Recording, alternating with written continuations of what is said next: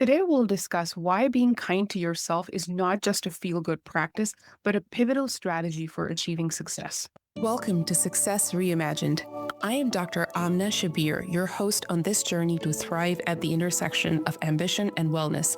In every episode, I'll help you challenge outdated definitions of success, discover practical tools and strategies for growth without compromising your well being.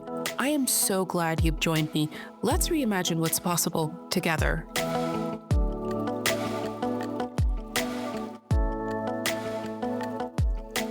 Hi, and welcome back. Today, we're diving into something that's often overlooked in the journey to success: self compassion.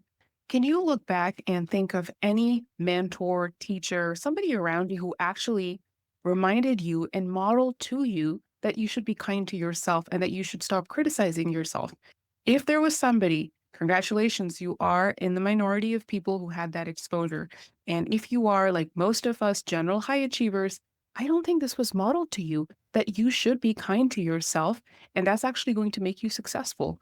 Today, I'm going to go into depth with understanding what is self compassion, what is the neuroscience behind self compassion, linking it to success and better mental health outcomes, and how you can actually start practicing it today.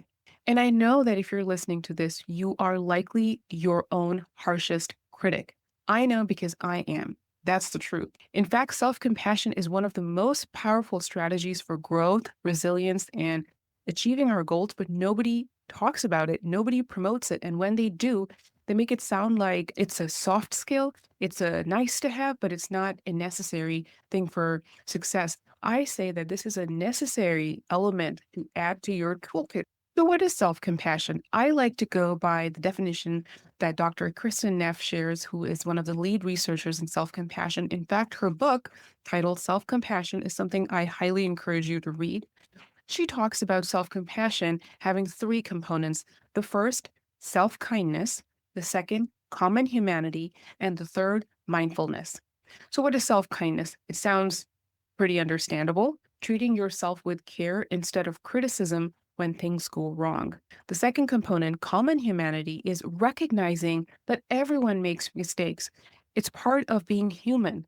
Now, this does not mean that we compare our mistakes or compare our suffering to another human beings. This is the recognition that this is a common human experience. We are all on our journeys of different things that we're dealing with in life, right? And the third is mindfulness, acknowledging your feelings without ignoring or exaggerating them. Think of it this way: if you wouldn't say something harsh to a friend, why would you say it to yourself? That's a very objective question, right? And so mindfulness allows us to look at the facts and allows us to examine those situations without over identifying with either the positive or the negative. Now let's look at the neuroscience of self compassion. When we practice self compassion, we engage specific areas of our brain that are crucial for emotional regulation and decision making. The first is the prefrontal cortex. This region is responsible for executive functions, planning, and impulse control. Regular self compassion practices can strengthen neural pathways here. It enhances our ability to manage stress and make thoughtful decisions. The second is amygdala. Amygdala is commonly known as the brain's alarm system. The amygdala triggers our fight or flight response. Self compassion has been shown to reduce amygdala activation, leading to decreased anxiety and a calmer state of mind. And the third part of the brain is the anterior cingulate cortex, the ACC. It plays a role in emotional regulation and empathy. When you engage in self compassion, you can increase activity in this area, and that fosters greater emotional resilience. So, when you nurture these parts of the brain, the good ones and then away from the alarming one, self compassion allows us to do that. And it, as a consequence, improves our mental health. It equips us to face challenges more effectively. If you're still wondering how does self compassion directly translate into success, let's look at the reverse instead. So, when you're harsh on yourself, when we're all like that, we actually sap ourselves from motivation. Because when you're beating yourself up by this criticism and this constant beration that you're doing, you want yourself to achieve this external goal, but you're not internally motivated. you're just literally beating yourself up to go and achieve something. And that doesn't last, right? When we are hard on ourselves and we set goals such as, let's take the example of exercise, it doesn't work. However, studies have shown that people that are self-compassionate, they're more intrinsically motivated to actually make healthier life choices. That motivation is coming from the inside. It's not something that you're imposing on yourself by berating yourself. It's something that's coming from a space of love and compassion innerly. Self-compassion also, again, boosts your growth mindset because it encourages it. Because when you are self-compassionate, instead of seeing your failures as finite failures, you will see them as stepping stones. You won't be afraid to take risks. We have all been there. I know you can relate with this. Have you ever been so scared of making a mistake that you didn't even want to try? Self-compassion helps break that cycle. By being kind to ourselves, we're more willing to take on challenges and innovate because when we fail, we're not going to beat ourselves up. Instead, we're going to give ourselves the gentle love that we need. And when you add the other components along that make up self-compassion, which is mindfulness, you're going to be able to look at the situation with clarity. When you also add in the component of common humanity, you're going to be able to look at this failure as a recognition of the human condition that many humans on their individual journeys are bonded together in these shared experiences of failure, of making mistakes, of falling short. It allows you to calm down those narratives and ask yourself, what is the next best step that I can take in this specific situation? So, how can you bring self compassion into your life? Here are some simple, actionable steps that you can start taking right away. I'm going to talk about three things. The first is journaling.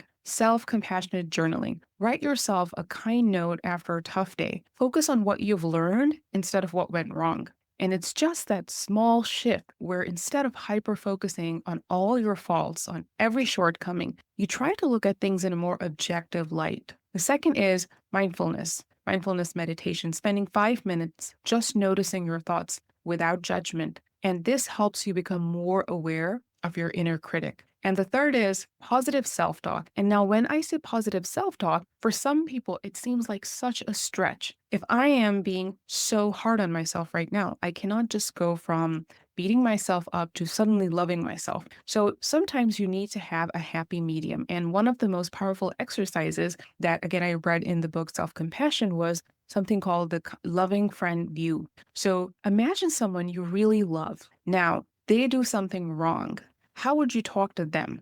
Now, put yourself in their shoes. You have done something wrong. How are you going to talk to yourself? Now, when you compare these two, it allows for introspection that if my loved one went through some issue and they are being hard on themselves, this is what I would tell them. But I'm struggling to say those things to myself. Even if this practice in the start is very uncomfortable for you, as it was extremely uncomfortable for me, I just had a really hard time accepting or recognizing that, it gradually opens the door for you to start being more accepting that maybe I can just treat myself with half the decency that I treat the other humans in my life. I hope by now you see that self-compassion isn't just about being nice. It is actually a proven strategy for success. And when you start to quiet down your inner critic and you start being kinder to yourself, you're only going to improve your confidence, your relationship with yourself, and you're not going to be afraid to take risks and go do the amazing, bold, beautiful things that you were intended to do on this earth to truly lean into your success. Remember, success starts with how we treat ourselves. Be kind to yourself. You deserve it. Thanks so much for spending time with me today. Just a quick reminder, while I am a physician, I'm not your physician, and nothing in this podcast is medical advice or any kind of professional advice. Everything shared here is based on my personal experiences, and the views expressed are entirely my own. If you enjoyed today's episode, I would love for you to rate, review, subscribe, and share the show with anyone who might need a little inspiration to redefine their own version of success. I'll see you next time. Until then, keep reimagining success one small step at a time.